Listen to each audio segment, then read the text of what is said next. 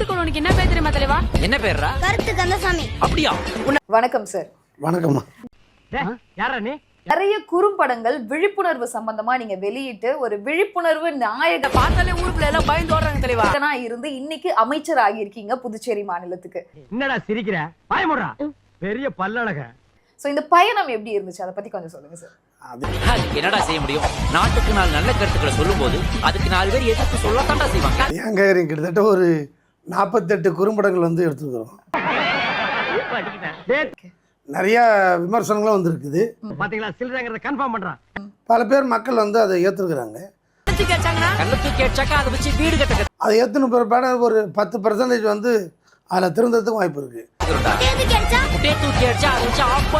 ஒரு சிலர் தமாஷா எடுத்துக்குவாங்க, ஒரு சிலர் வந்து விமர்சனங்கள்லாம் அதிகமாக இருக்கு.